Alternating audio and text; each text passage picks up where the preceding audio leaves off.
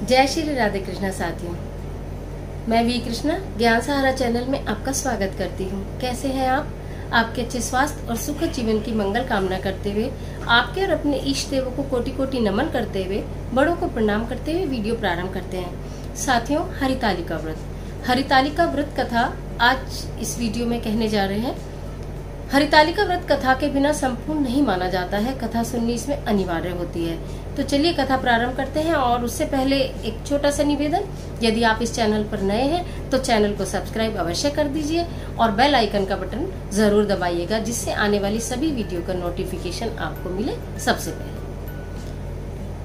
तो कथा प्रारंभ करते हैं। यह कथा हरितालिका व्रत की जो कथा है, भगवान शिव ने पार्वती को उनके पुनर्जन्म के विषय में बताते हुए कहा है कि हे गौरा, पिछले जन्म में तुमने मुझे पाने के लिए घनघोर तपस्या की। हिमालय पर जाकर तुमने बहुत कष्टों के साथ तपस्या प्रारंभ की। महीनों सालों तक निरंतर तुम भूखी रही। सूखे हुए पत्ते आदि खाकर तुमने अपना जीवन को यापन किया और मेरी तपस्या में लीन रही। इतनी कठोर तपस्या की तुमने, भूख प्यास अन्न जल सब त्याग दिया था और मेरी तपस्या में लीन रहती थी। तुम्हारी यह दशा देख के तुम्हारे पिता पर्वतराज जो थे बहुत ही दुखी हुआ करते थे, बहुत परेशान हुआ करते थे, लेकिन वो कुछ कर नहीं सकते थे।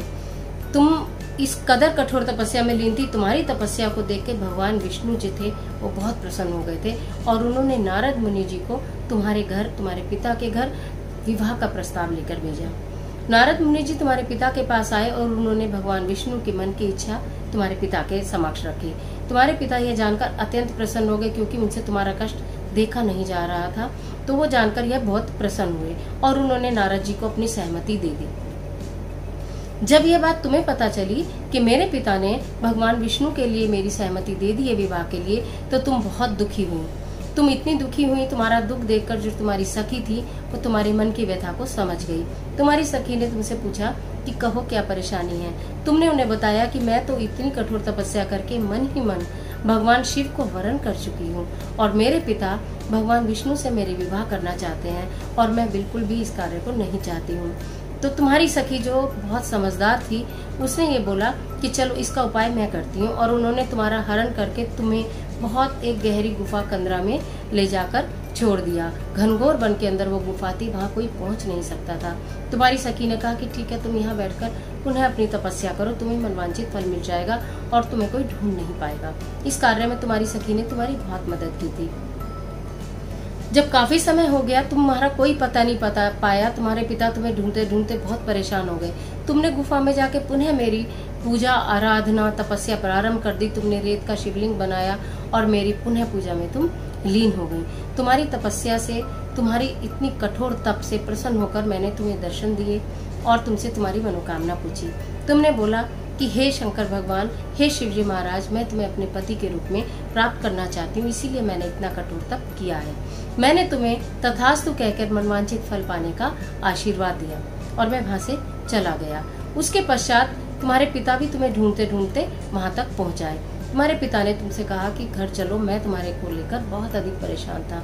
तुमने बोला कि मैं घर केवल एक ही शर्त पर चल सकती हूँ, जब यदि तुम मेरा विवाह भगवान शंकर शिव भोलेनाथ से करो, क्योंकि मैं उन्हें अपने पति के रूप में वरण कर चुकी हूँ और उन्होंने भी मुझे ये आशीर्वाद दिया है कि वो मुझे अपने पत्नी रूप में स्वीकार करेंगे। जब पर्वतराज जी को ये बात पता चली तो उन्होंने बोला कि ठीक है, अगर तुम्हारी यही जिद है तो तुम्हारा मैं उनसे विधि विधान से विवाह कर दूंगा, लेकिन तुम घर चलो। वहाँ तुमने अपनी सखी से के साथ मिलकर जो मेरी पूजा अर्चना के लिए तैयारियां की हुई थी, शिवलिंग बनाया हुआ था, वो सब तुमने वहाँ पर जल में प्रवाहित किया और तुम घर आ गई। वहाँ तुम्हारे पिता ने हमारा विवाह धूमधाम से संपन्न किया।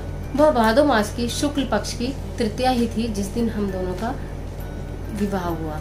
तभी से यह सारे संसार में, सारे नगर में ये ऐलान हो गया, ये ढिंढोरा पिट गया और सभी जितनी भी सुहागन स्त्रियां हैं, जितनी भी कन्याएं हैं, भगवान शिव माँ गौरा ने उनके लिए ये आशीर्वाद दिया कि जो भी इस दिन इस व्रत को करेंगे, पूर्ण विधि विधान से व्रत करेंगे उनको, क्योंकि माता गौरा ने बहुत कठोर तपस्या, कठिन तपस्या करके भगवान शिव को प्राप्त किया था, इसलिए ये व्रत भी उतना ही कठिन है। यानी कि पूरे दिन पूरे रात निर्जल और निराहार रहकर इस व्रत को पूर्ण विधि विधान से किया जाता है, भगवान शिव और माँ गौरा की आराधना करते हुए। तो जो भी इस तरह से व्रत का पालन करेंगे उनको हमारा आशीर्वाद सदैव रहेगा और वो सदा सुहागन रहेंगे। तभी से इस हरतालिका व्रत के दिन इस कथा को कहा और सुना जाता है। आशा करते हैं कि ये कथा आपके लिए उपयोगी साबित होगी।